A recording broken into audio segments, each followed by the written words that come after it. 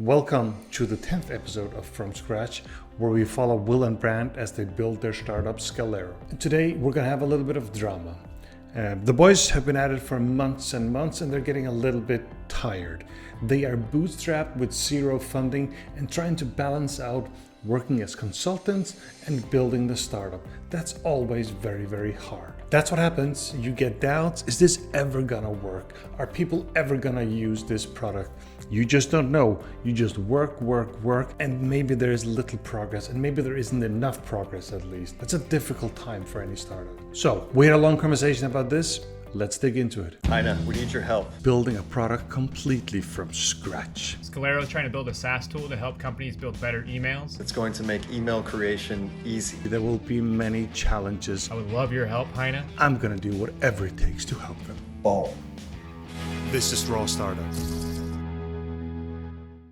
We've been chatting a little bit back and forward because it felt like you had a little bit of doubts about how things were going, and also got busy with the consulting gig and so on. So someone tell me what's happening. So, over the last couple of weeks, we've given Alder here a lot of free reign to work on the tool. We've been really focused on user permissions so that we can actually pass this on to our clients so they can use the tool. And it just became a complex feature that took a lot more time, and it was hard to see progress on our side. And so every day that we don't see a lot of progress and can't move the tool over for some clients to start using, it stresses Brant and I out. We feel like we're not moving fast enough, and that we're just going to keep falling behind. And so we wanted to just talk to you about kind of how to get through some of these moments when you're really not sure if you're moving at the right speed, if you're focused on the right things, and to just make sure that we're setting this thing up so that we can get this tool into the client's hands and start to get feedback and figure out if this is the right tool and that it has product market fit so that we can grow it and scale it. Yeah. And I felt a little bit of sort of maybe some insecurity doubts about when you looked at other products too, that some of them were maybe stronger than you thought. Is that giving you guys a little bit of doubt too? Yeah, definitely. I think as we've done some of our consulting work, we found clients are using other tools that we didn't know about in the market, or that we knew about but maybe didn't understand their functionality. And we're finding that a lot of tools out there have bits and pieces of what we want our tool to look like and what our product should be.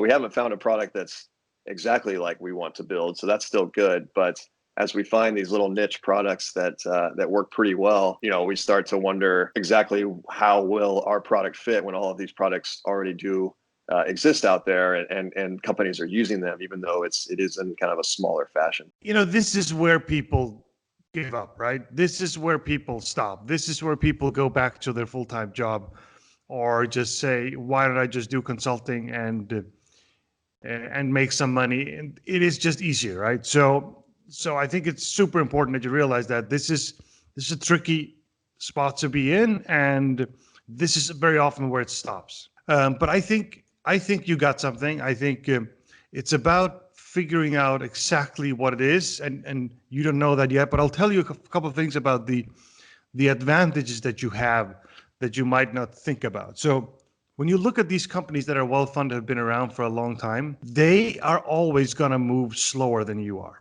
And they're going to move slower than you are because they have lots of clients on, they have legacy software, all kinds of things. You are in a unique position that you can actually move faster than they can. So it's just about carving out the space where your product's justified. And I think I asked you before, is there somebody else doing exactly what you're doing? I think the answer was no, right? Right. Yeah. So there is, yeah, right. No.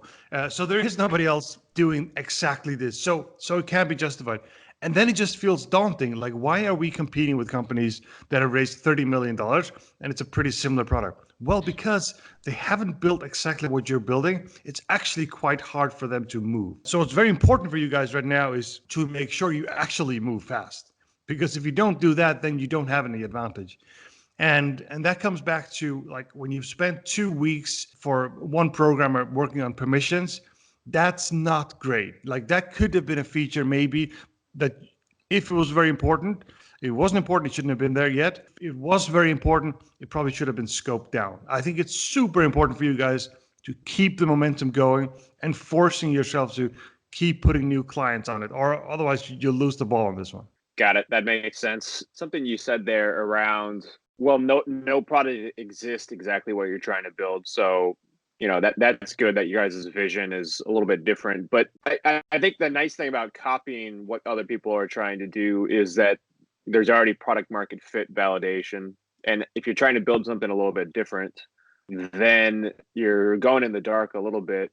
And it just raises those doubts about whether you're actually going to be adding a tool of value to Sure.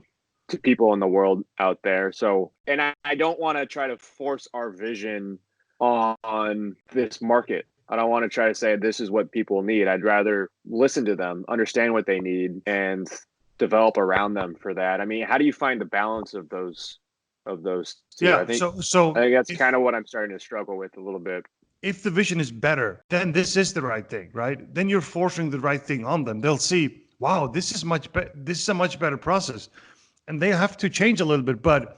And right now, where they're new clients for you, it's good that you have a window now to actually change them a little bit. So I think that's okay. So when it comes to features that others have built before and copying that, I like, if something works, use it. When we build the e-commerce part of the Vino, and hey, what's the button going to look like and so on, I always just say, look at Amazon, do something similar. They have probably tested this pretty well. So we're not building the same as they are, but we're definitely looking at their product and looking at things that they spend hundreds and hundreds of hours of figuring out. Let's just borrow from them. Yeah. But when it comes to out the other end, it's a very different product though. When you were building Vivino, Heine, I think the famous story is that there were 6,000 other wine apps. Only 600. 600? Okay. Yeah. Well, never mind. No, there were 600 other wine apps on the market, and you still said, well, we're going to build something different here. We've got a few differentiators. I think one of them I've heard you say is data. You were going to just accumulate as much data as possible.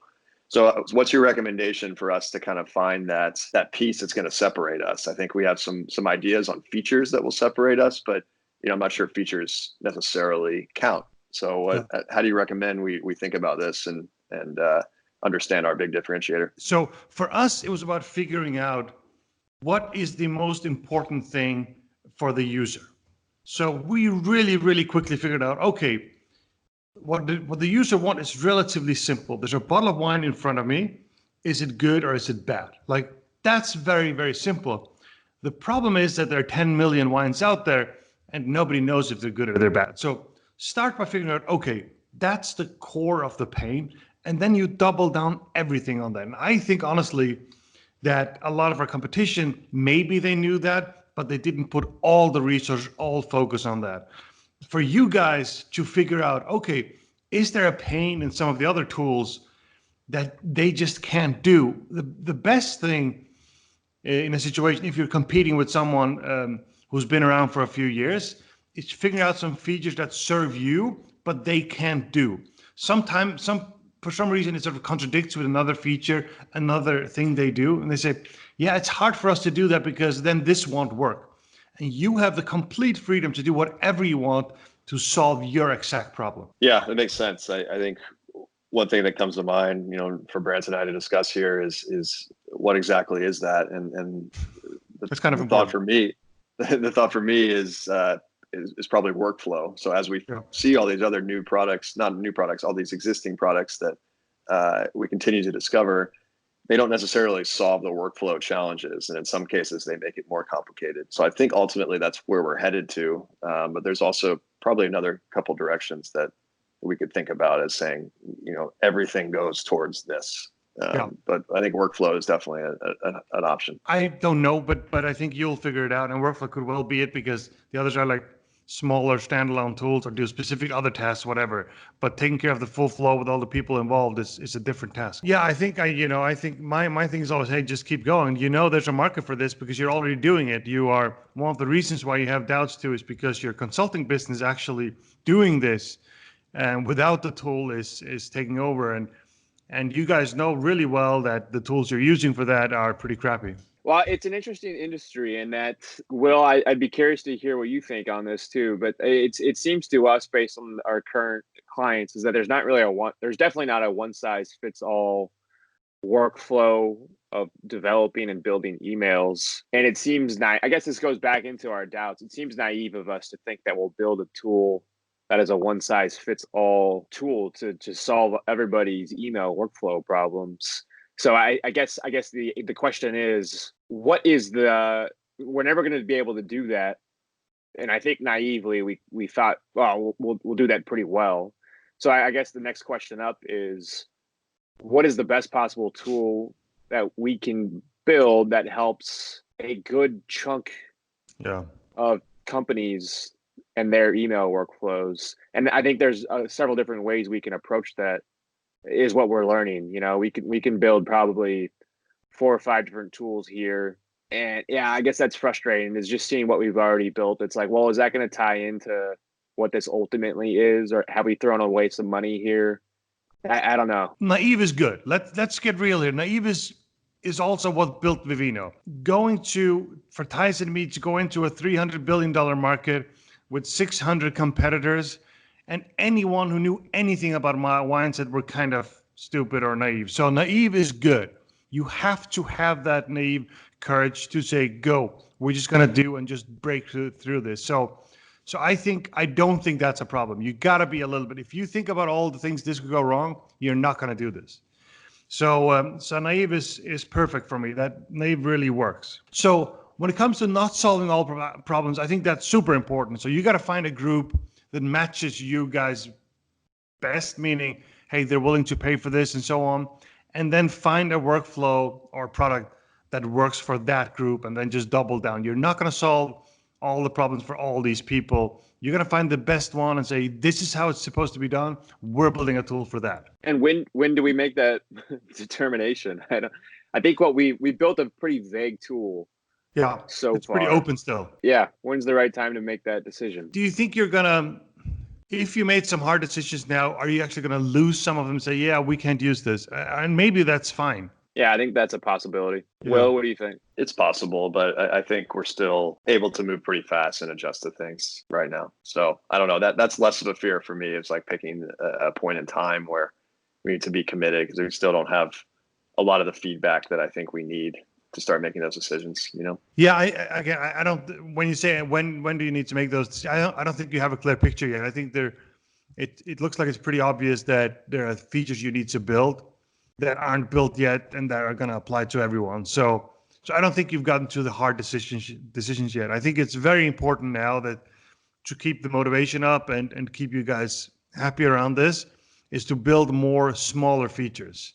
Having the developer be away for 2 weeks in the black box is not going to work. At this stage where you guys work hard and you lose motivation and faith in it if you do that. So stop doing that and build smaller things. You see constant progress, and then force the client on this. You need more people to use it, so you see where it breaks and build the right things for that. That's it for this episode. This happens to everyone. It's a little bit rough, but I think they can handle it. I think they'll be fine. With that, thank you very much for watching.